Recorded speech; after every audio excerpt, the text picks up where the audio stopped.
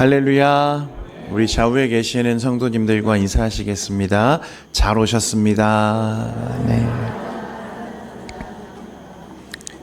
네, 오늘도 우리 동현교회 예배에 오신 우리 모든 성도님들을 주님의 이름으로 축복하고 환영합니다.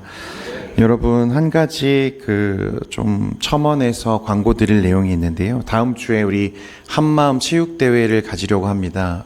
여러분, 이건 전교인 체육대회는 아니고요. 우리 남전도회를 중심으로 우리 남자 성도들의 단합을 조금 추구하는 모임입니다. 오셔서 우리 함께 또 체육의 교제를 나누고 같이 식사의 교제하면서 다시 우리 남자 성도들의 영성이 뜨거워지는 시간 되기를 소망합니다. 네. 오늘 이제 우리 매 주일마다 우리 사도행전 말씀을 한 장씩 나누고 있습니다. 여러분이 사도행전 전체를 관통하는 핵심 구절이 사도행전 1장 8절인데요. 오직 성령이 너희에게 임하시면 너희가 권능을 받고 예루살렘과 온 유대와 사마리아와 땅끝까지 이르러 내 증인이 되리라 하신 이 말씀이 전체 사도행전을 관통하는 핵심입니다. 그런데 여기 보면 예수님은 먼저 성령이 너희에게 임하시면 이라고 말씀하셨어요. 그러니까 성령의 임하심, 성령의 강림과 복음의 확산은 아주 중요한 관계가 있더라는 것입니다. 분리되지 않는다는 거죠. 그래서 여러분과 제가 살펴보아 왔던 사도행전 1장부터 11장까지의 내용은 바로 이 성령의 역사와 또 복음의 확산에 대한 내용이었습니다.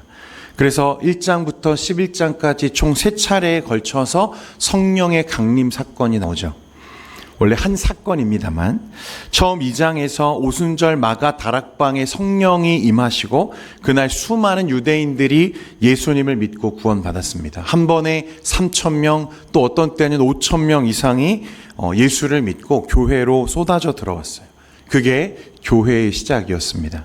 그리고 두 번째로 사도행전 8장에 보면 빌립 집사님이 박해를 피해서 예루살렘을 떠났던 이 빌립 집사님이 사마리아 지역의 복음을 전했고 베드로와 요한이 이 사마리아 사람들에게 와서 안수했을 때 또 누가 임하십니까? 성령이 임하셨어요.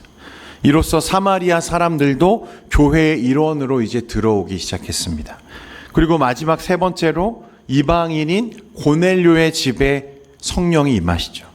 이 일로 인해서 예루살렘 총회는 이제 우리뿐만 아니라 이방인들도 그리스도의 복음을 통해 구원받을 수 있음을 인정하게 되죠. 이때부터 땅끝 바로 이방인들이 교회의 일원으로 쏟아져 들어오기 시작했다는 것입니다. 그러니까 이 이야기들을 조금 종합해 보면 구원받을 수 있는 대상이 이제 유대인에서 어디로요? 이방인에게로 조금씩 확장되어져 가는 내용이 사도행전 1장부터 11장까지의 이야기입니다. 그런데 여러분, 복음의 문이 이제 열렸어요. 이방인들에게도 복음이 전해지고 그들이 구원받을 수 있다는 것을 확인했습니다. 그렇지만 지금까지는 이 11장 내용까지는 사실 정작 이 이야기가 진행되고 전개되어지는 지역은 어디에 국한되어 있죠? 가나안 땅, 팔레스타인 지역에 지금 제한되어 있고 머물러 있었다는 것입니다. 그러니까 복음의 확장성, 복음의 대상, 구원의 대상은 예루살렘에서 유대인들로부터 이방인들에게까지 계속해서 확장되어 왔는데 그러나 그 복음의 지역은 여전히 어디에 머물러 있어요? 팔레스타인 지역에 머물러 있었습니다. 가나안 땅이죠. 약속의 땅이에요. 그래서 이제 여러분 이후에 13장부터는요 어떤 일들이 기록되어 있냐면 복음의 지역적 확장이 기록되기 시작합니다. 사도 바울을 중심으로 해서 소아시아와 유럽으로 이제 그 지역들로 이방 지역으로 복음이 확산되는 지역적 확산의 이야기가 13장부터 쭉 이어지는 거예요. 그러니까 여러분 사도행전을 구분해 보자면 예루살렘을 중심으로 했던 1장부터 11장까지의 이야기와 이제 사도 바울을 통해서 확장되어질 이방 세계를 중심으로 한 13장부터 28장까지 이야기가 구분이 된다면 오늘 저와 여러분이 나눌 이 12장의 말씀은 그 두 이야기, 두 지역적인 이야기를 연결하기도 하고 중요한 전환점이 되는 분수령이 되는 말씀이 바로 12장 말씀입니다. 오늘 이 12장은 그만큼 의미가 있고 중요한 이야기라는 거죠. 그러면 오늘 이 본문은 과연 우리에게 무엇을 보여주는가? 여러분, 결론적으로 말씀드리자면 왜 성령과 복음은 팔레스타인과 유대인들을 떠나게 되었는가에 대해서 오늘 말씀합니다. 여러분, 분명히 기독교는 어디서 발생했죠? 팔레스타인이죠. 가나안 땅입니다. 유대 지역에서 발생했어요. 유대 민족으로부터 시작되었습니다. 예수님도 유대인이시고 하나님은 이스라엘의 하나님이시죠. 구약시대 하나님의 백성은 분명 누굽니까? 유대인이었어요. 그런데 여러분, 오늘날 저와 여러분이 믿음으로 고백하고 누리고 있는 예수 그리스도 안에서만 누려질 수 있는 생명의 구원을 오늘날 유대인들은 누리고 있습니까? 못 누리고 있습니까? 누리지 못하고 있다는 거예요. 물론 열심히 선교를 하고 있고 계속해서 선교사님들이 가서 목숨을 걸고 복음을 전하고는 있지만 정말 쉽지가 않습니다. 너무 완고하죠. 왜 저들은 여전히 그렇게 복음, 예수 그리스도의 복음을 거부하고 이미 예수님이 오셨음에도 불구하고 메시아가 오실 거라고 여전히 기다리고 있게 되었는가? 왜 하나님은 하나님의 교회와 성령이 이끄시는 복음의 이 놀라운 이 사도행전의 이야기 속에서 이제 유대인들과 이 팔레스타인 지역을 완전히 떠나게 하셨는가에 대해서 오늘 우리가 12장 말씀을 통해서 알게 되는 것입니다. 여러분, 우리가 사복음서 말씀을 들을 때 계속해서 듣게 됩니다만 유대인들이 예수님을 십자가에 못 박아 죽게 한 이유가 무엇입니까? 여러분, 예수님을 그들이 십자가에 못 박은 결정적인 이유가 뭐죠? 기득권 때문이기도 하고 종교적인 이유일 수도 있습니다. 그러나 결정적으로 보면 유대인들이 가지고 있던 기대와 예수님의 복음적 길이 달랐기 때문이었습니다. 다시요. 유대인들이 가지고 있던 기대와 예수님이 실제로 걸어가셨던 예수님의 복음적 길이 달랐기 때문에 그렇습니다. 여러분, 유대인들은 예수님에게 무엇을 기대했는가? 또 어떤 메시아가 되어주시기를 기대했는가? 말씀해 보면요, 그들은 늘 정치적인 메시아가 되어주시기를 기대했던 것 같아요. 그런데 여러분, 우리나라 정치도 그렇습니다만 사람들마다 정치적인 입장이 다 다릅니까? 같습니까? 다 다르잖아요. 어떤 사람은 진보적인 성향을 가진 사람이 있고 어떤 사람은 보수적인 성향을 가진 사람도 있습니다. 지역적으로도 다르고 여러분 문화적으로도 많이 다른 것 같아요. 다 다르잖아요. 그러니까 여러분, 이들도 마찬가지로 당시 이 유대인들은 예수님을 정치적인 메시아로 기대했지만, 그런 구주를 기대했지만 자신의 상황과 입장에 따라서 다 다른 메시아, 다 다른 정치적인 메시아를 그들이 기대했다는 거예요. 여러분, 예를 들어서 예수님께서 오병이어의 기적을 일으키셨을 때 말씀에 보면 보리떡 5개와 물고기 2마리로 몇천 명을 먹이시죠? 5천 명이 넘는 사람들을 먹이세요. 그리고 그때 거두어들이 남은 음식이 얼마입니까? 12광주리에 차고 넘쳤다고 했어요. 여러분, 엄청난 기적이 일어난 거잖아요. 여러분, 이 정도 기적이라면 지금 대번에 전 세계에 있는 기아 문제를 단번에 해결할 수 있는 능력이죠. 여러분, 오늘날에도 저 아프리카와 또 소말리아 같은 여러 나라에서 먹을 게 없어서 죽어가는 아이들이 얼마나 많습니까? 그런데 예수님이 보여주신 이 정도 능력이라면 단번에 전 세계에 있는 기아 문제를 해결할 수 있는 능력이잖아요. 사람들은 그동안 이런 기적을 본 적이 없죠. 충격을 받습니다. 그리고 예수님을 향해서 기대를 품기 시작했어요. 어떤 기대를 품기 시작합니까? 먹고 사는 문제, 이 가난의 문제를 해결해 줄 정치가가 되어줄 것을 그들이 기대하기 시작하는 거예요. 그래서 그 당시 모여있던 군중들이 예수님을 어떻게 하려고 했습니까? 붙잡으려고 했어요. 붙잡아서 뭐 하려고요? 자신들의 왕을 삼으려고요. 자신들의 왕으로 삼기 원하는 사람을 그들은 강제로 붙잡아서 어떻게 하려고 했어요? 왕좌에 앉히려고 했다는 것입니다. 우리의 왕이 되어서 우리의 배고픔의 문제를 좀 해결해 주십시오. 우리의 가난의 문제, 이 지긋지긋한 가난의 문제 좀 해결해 주십시오. 이 사회의 경제 문제를 좀 해결해 주십시오. 이런 의미였다는 거예요. 그런 기대감이 있는 거죠. 그런데 예수님은 요한복음 6장 15절 말씀에 보면 그들의 기대와 다르게 움직이세요. 우리 같이 한번 말씀 읽겠습니다. 시작. 그러므로 예수께서 그들이 와서 자기를 억지로 붙들어 임금으로 삼으려는 줄 아시고, 아멘. 사람들의 기대와 관심과는 다르게 예수님은 어떻게 하시죠? 다시 혼자 산으로 떠나가신다. 그들을 버려두고 예수님은 떠나버리셨습니다. 예수님의 길과 그들의 기대가 달랐다는 거예요. 여러분, 또 있어요. 예수님께서 나귀를 타고 예루살렘 성으로 입성하실 때 수많은 사람들이 예수님의 입성을 환영하며 축하했습니다. 자기의 겉옷을 바닥에 깔고 종려나무 가지를 흔들면서 호산나 호산나 다윗의 자손으로 오시는 이요, 그렇게 노래를 불렀습니다.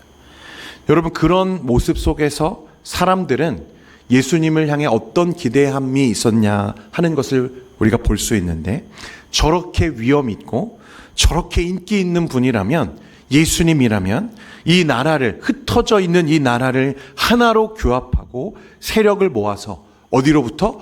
로마로부터 우리를 독립시켜 줄 수 있겠구나.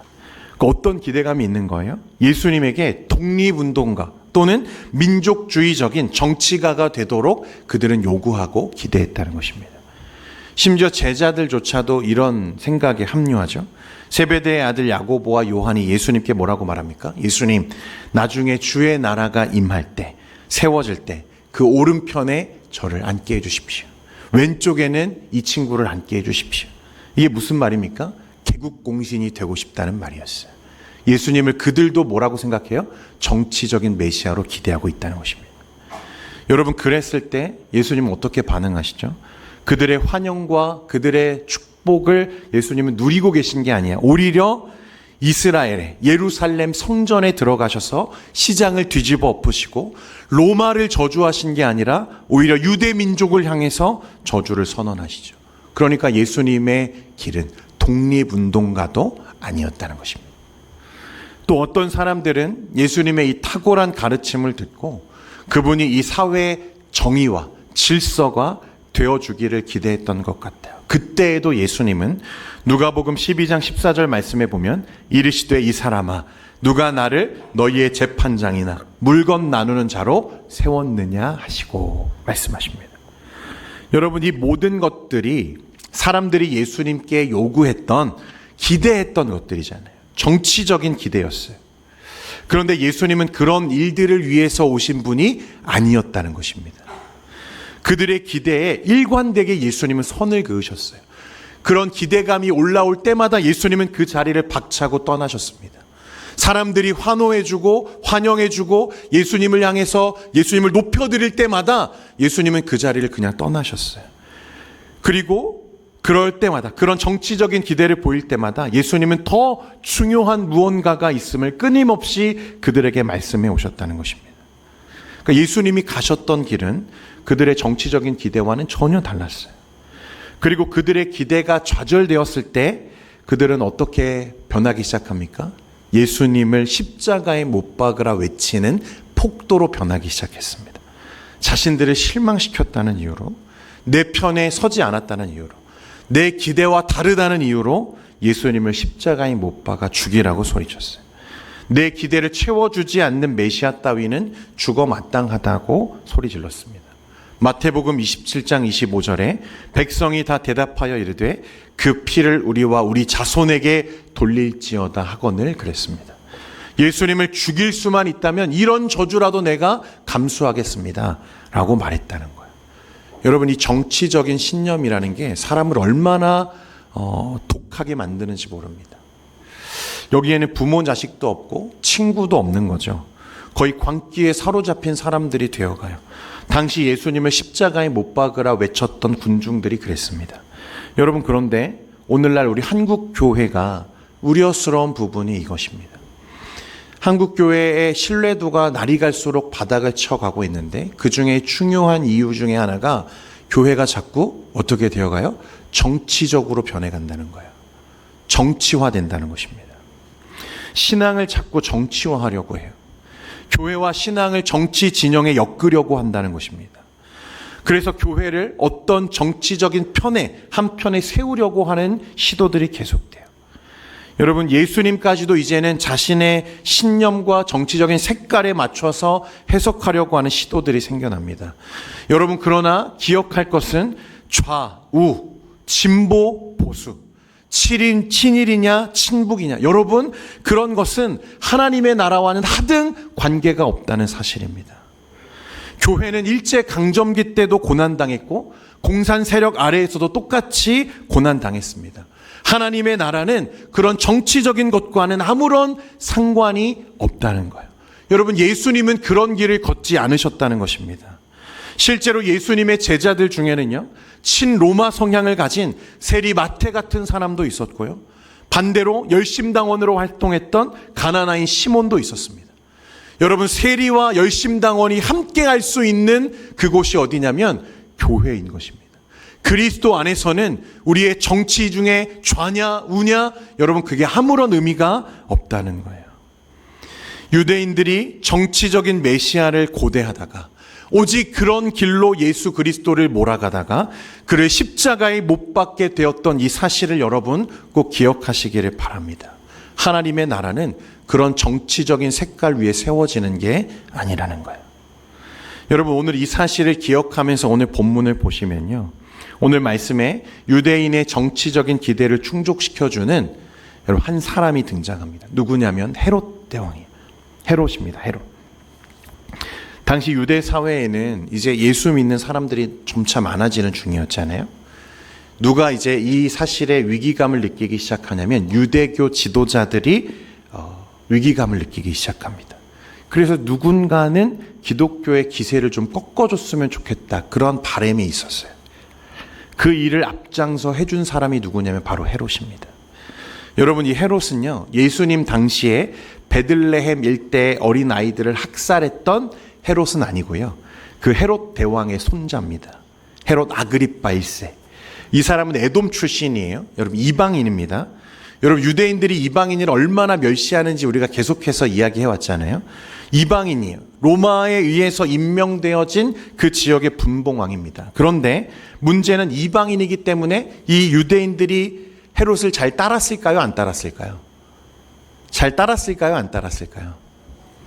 여러분, 만약에 여러분 우리나라 대통령이 우리나라 사람이 아니라 다른 나라 사람이 앉아 있다면 잘 따르시겠습니까? 똑같은 거예요. 잘 안 따라요.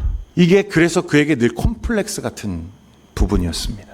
동시에 자신의 정치적인 기반을 위해서는 반드시 유대 백성의 지지가 필요한 상황에 내몰려 있었어요, 이 헤롯은. 그래서 헤롯이 자신의 입지를 다지기 위해서 누구를 핍박하기 시작했냐면 교회의 지도자들을 핍박하기 시작합니다. 본문 1절과 2절 말씀 우리 같이 한번 읽겠습니다. 시작. 그때 헤롯 왕이 손을 들어 교회 중에서 요한의 형제,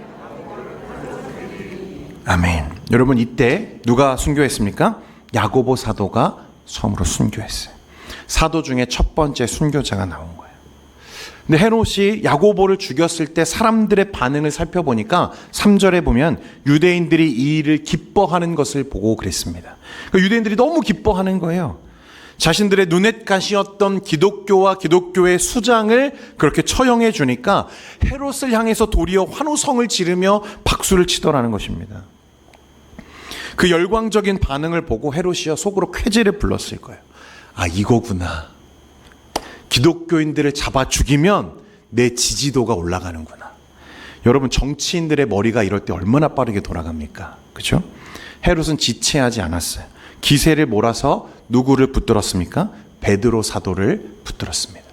당시 유대 예루살렘 형성되었던 교회의 가장 권위 있는 사도요 또 지도자였던 베드로를 붙들었어요. 그런데 이 베드로를 바로 죽이지는 않았습니다. 4절에 보니까 헤롯이 언제 베드로를 백성 앞에 끌어내려고 했냐면 6월절 후에 백성 앞에 그를 끌어내고자 했다고 말씀합니다. 여러분, 6월절은 유대인들의 가장 큰 절기잖아요. 명절이잖아요. 그러니까 헤롯의 계산은 뭐예요? 유대인들이 가장 많이 모였을 그 명절에, 6월절에 이 베드로를 처형하면 어떻게 되겠다? 내 지지도가 수직으로 상승하겠다라고 하는 계산을 지금 하는 거예요. 그러니까 유대인들을 향한 최고의 정치적인 이벤트를 지금 그가 준비하고 있는 거예요. 그러니까 이 헤롯의 입장과 당시 유대교와 유대교 지도자들, 이 유대인들을 지도했던 그 주류를 형성하고 있던 사람들의 기대감이 어떻게 됐어요, 여러분? 딱 맞아떨어져 갔어요. 그래서 말씀해 보면 헤롯이 군인들을 동원해서요, 베드로를 철통같이 지키기 시작합니다.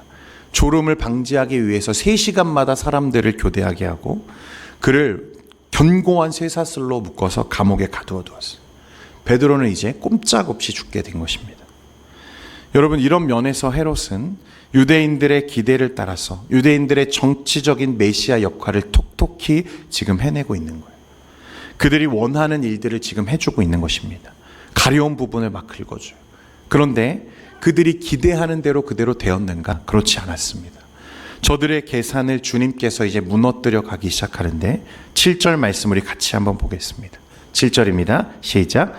호련히 주의 사자가 나타남에 옥중에 광채가 빛나며 또 베드로의 옆구리를 쳐 깨워 이르되 급히 일어나라 하니 쇠사슬이 그 손에서 벗어지더라. 아멘. 이 경비가 엄청 삼엄했는데 하나님의 사자가 나타나서 그 경비를 무색하게 만들죠. 군인들을 잠들게 하고 쇠사슬과 옥문은 스스로 풀어지고 열렸습니다. 이 베드로는 자다가요, 잠이 덜 깬 상태로 하나님의 사자에 이끌려서 그 감옥을 이제 빠져나오는 거예요. 그리고 나서 11절에 보면 그가 뭐라고 말하냐면 이에 베드로가 정신이 들어 이르되 내가 이제야 참으로 주께서 그의 천사를 보내어 나를 헤롯의 손과 유대 백성의 모든 기대에서 벗어나게 하신 줄 알겠노라 하여. 여러분, 말씀에 자세히 보세요. 베드로가 정신이 들었다고 했어요. 이전까지는 이게 꿈인지 생신지 구분이 잘 안 됐습니다. 그런데 보고 나니까 이게 정말 현실인 거예요. 나를 헤롯의 손과 유대 백성의 모든 무엇에서요? 기대에서 벗어나게 하신 줄 알겠노라. 내가 감옥에서 벗어난 게 아니라 단순하게 위기에서 벗어난 게 아니라 무엇에서 벗어났다고요? 기대에서 벗어났다고 말했어요. 예수님이 군중들의 기대를 뒤로하고 그 자리를 떠나셨던 것처럼 이제 주님의 복음과 복음 위에 세워진 교회는 지금 이 헤롯과 헤롯을 추종하고 있는 유대교와 유대교 지도자들의 기대와는 전혀 다른 길을 걷기 시작했다는 것을 우리에게 보여주는 것입니다. 여러분, 분명 예수님은 유대인이셨고 교회는 예루살렘에서 시작되었고 우리 교회는 구약 언약 백성의 연장선상에 있는 게 분명하지만 그럼에도 주님의 복음과 그 나라에서 유대인과 팔레스타인 지역이 완전히 배제되고 제외된 데에는 여러분 이 정치적인 기대가 있었다는 것입니다. 그러니까 이제 더 이상 그들은 하나님의 시선으로 볼 때 하나님의 백성이라 할 수 있어요? 없어요? 없어요. 그저 가짜 메시아의 추종 세력일 뿐입니다. 본문은 지금 이 사실을 우리에게 보여주는 거예요. 그래서 복음이 어디로 가는 거예요? 땅끝으로 가는 거예요. 팔레스타인을 떠나서 사도 바울을 통해서 이제 땅끝을 향해서 소아시아와 유럽을 향해서 복음이 나아가게 된 계기가 바로 여기에 있다는 거예요. 여러분, 이 가짜 메시아 역할을 했던 헤롯에 대한 심판도 즉각적으로 이루어지죠. 얼마 안 있어서 헤롯이요 스스로 하나님의 영광을 취하다가 벌레에게 파먹혀 죽습니다. 23절 말씀 같이 읽겠습니다. 시작. 헤롯이 영광을 하나님께로 돌리지 아니하므로 주의 사자가 고치니 벌레에게 먹혀 죽으니라. 아멘. 하나님은 이 가짜 메시아, 이 헤롯을 심판하심으로써 정치적인 혜택만을 원했던 이 옛 언약 백성들을 하나님의 나라에서 완전히 제외되게 하셨습니다. 복음은 이제 이 사람들을 뒤로하고 이방 땅을 향해서 나아가게 될 거예요. 그 내용이 이제 13장부터 펼쳐지게 되는 것입니다. 그러니까 여러분, 오늘 이 말씀이 저와 여러분에게 주는 중요한 메시지 중 하나는 무엇이냐면 정치적 메시아를 바라는 사람들은 복음과 함께 갈 수 없다는 것입니다. 성도 여러분, 이 자리에 여러분들이 다 나와서 함께 예배하고 있는데요. 혹시 예수님을 향해서 나의 가난으로부터 나를 건져주실 예수님을 기대하십니까? 여러분, 혹시 예수님이 어떤 정치적인 어떤 능력을 가지고 교회를 통해서, 그 능력을 통해서 이 나라의 정치적인 안정을 가져올 그런 분으로 여러분들 기대하고 계십니까? 여러분, 그렇다면 예수님의 기대와 완전히 다른 길을 가고 계시는 것입니다. 여러분, 하나님 나라의 복음은 정치적인 입장과 색깔과는 전혀 상관이 없다는 거예요. 정치적인 메시아를 바라는 사람들은 복음과 함께 갈 수 없다는 것이 오늘 말씀의 핵심입니다. 여러분, 우리도 마찬가지예요. 누구나 각자가 추구하는 입장과 견해가 다 있어요. 정치적인 입장이죠. 여러분, 그러나 그것은 개인의 자유입니다.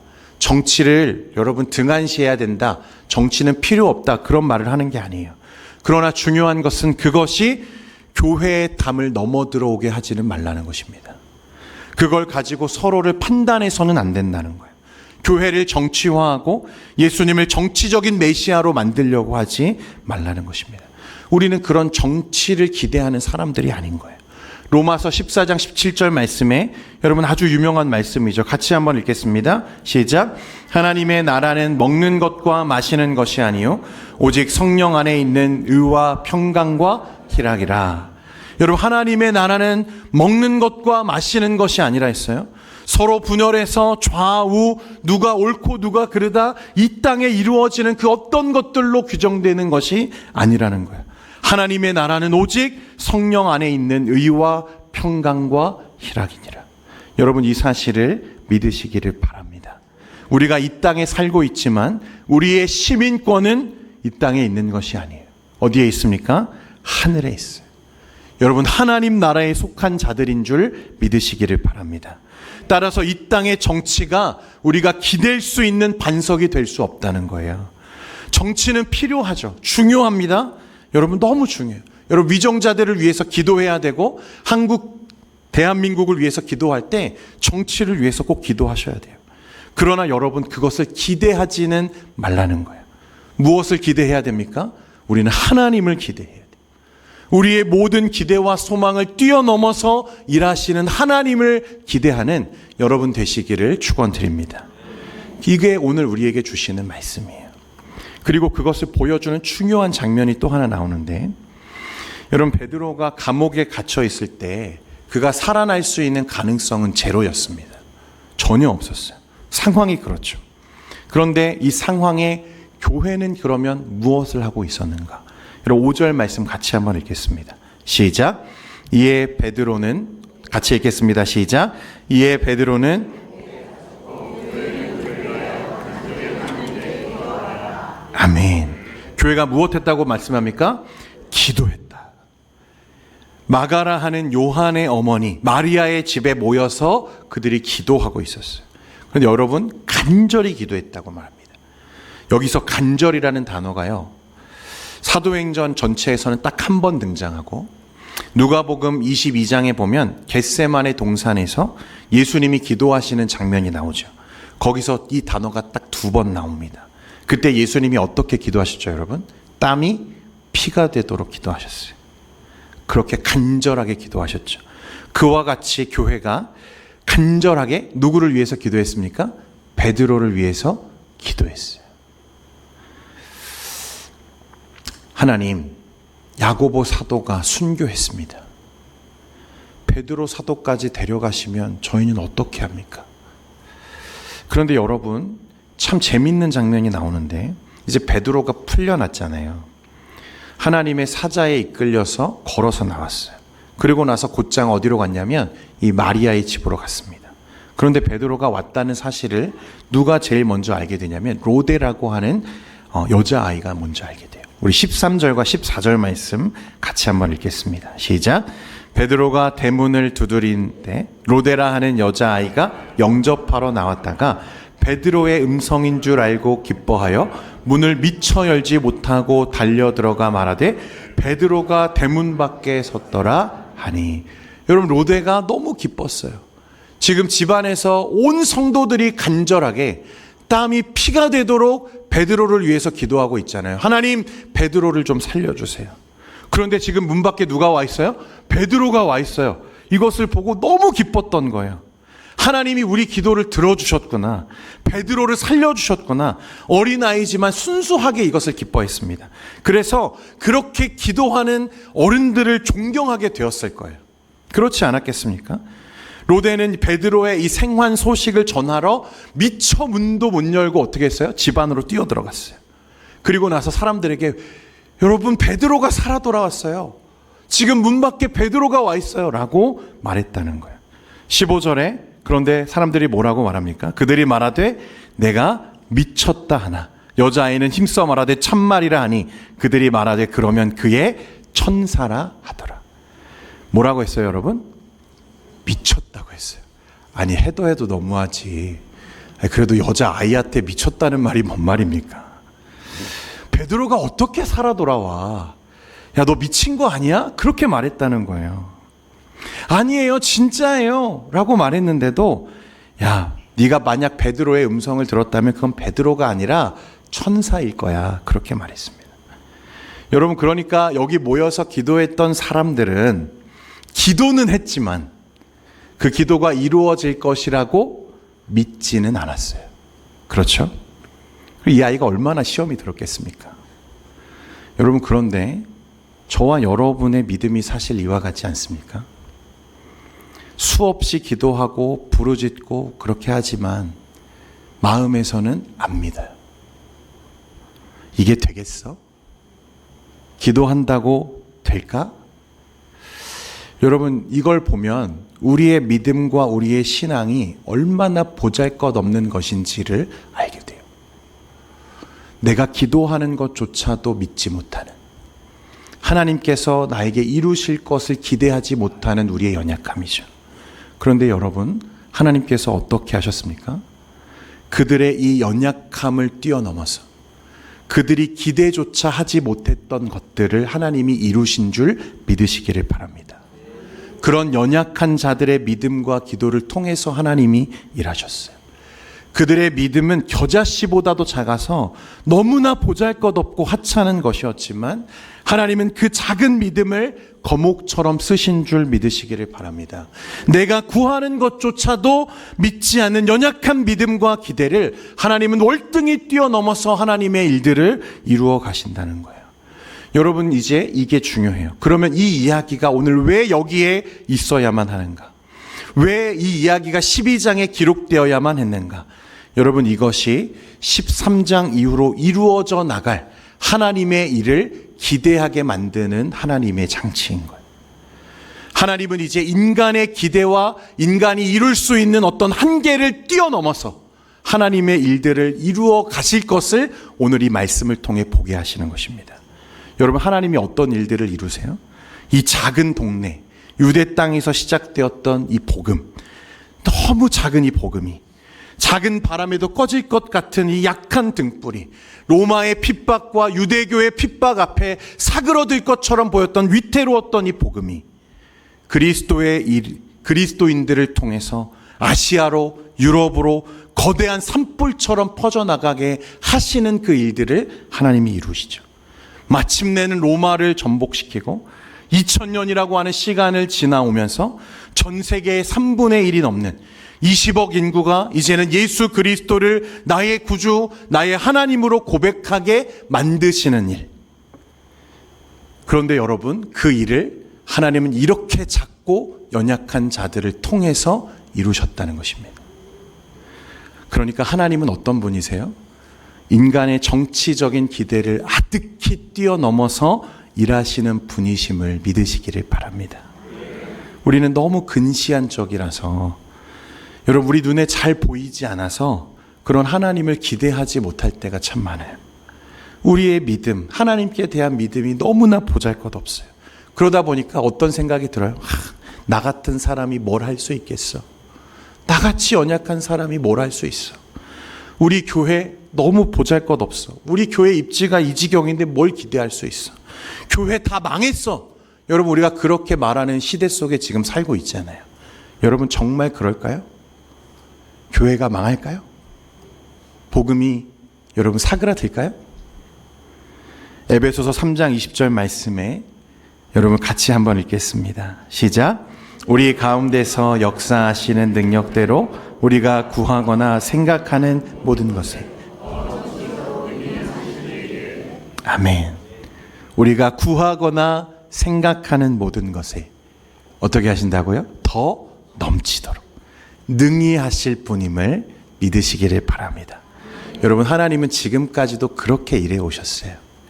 교회가 사라질 거라고 하는 세상의 기대와 세상의 시도들은 항상 좌절되고 정말 위태롭고 보잘것없어 보이는데, 그래서 우리조차도 그런 기대를 할 수 없는데 하나님은 그런 자들과 그런 교회를 통해서 부흥과 회복의 역사를 이루어 오신 줄 믿습니다. 여러분, 그러니까 우리가 기대해야 될 것은 정치가 아니라 하나님을 기대해야 되는 거예요. 나를 기대할 것이 아니라 하나님을 기대할 수 있기를 바랍니다. 여러분, 어떤 능력 있는 지도자를 기대할 것이 아니라 모든 일에 있어서 능히 하실 하나님을 기대하는 여러분 되시기를 바랍니다. 하나님은 반드시 이루시고 승리하시는 하나님이심을 우리가 믿어야 돼요. 여러분, 우리 동현교회 앞으로 이루어갈 일도 마찬가지라고 믿습니다. 교회의 상황과 형편을 보면 너무 작고 연약해 보이죠. 이걸 과연 우리가 할 수 있을까? 이게 될까? 이 복음적인 일들이 나 같은 사람을 통해서 이루어질 수 있을까? 내가 기도하는 것조차도 내가 믿지 못하는 이 연약한 믿음으로 내가 무엇을 할 수 있을까? 여러분, 그렇게 보면 아무것도 못할 것 같아 보여요. 그러나 여러분, 하나님은 능히 하실 줄 믿습니다. 우리가 기대하는 것보다 더 크게 하실 줄 믿습니다. 여러분, 그러니까 이제 하나님을 마음껏 기대하시기를 바라요. 나 같은 사람조차도 하나님의 구속사 안에서 가장 영광스러운 그 순간에 마지막 호흡 하나까지도 귀하게 사용하실 그 하나님께 기대하는 여러분 되시기를 바랍니다. 그래서 마침내 내 삶 속에서 하나님의 나라를 이루시고 승리를 목격해 하시고 하나님의 영광을 이루실 그 하나님의 나라, 주님, 그 주의 나라가 임할 때 내가 주의 영광을 보기를 원합니다. 그렇게 기대와 소망으로 일어나는 우리 동현교회 성도들 되시기를 주님의 이름으로 축원드립니다.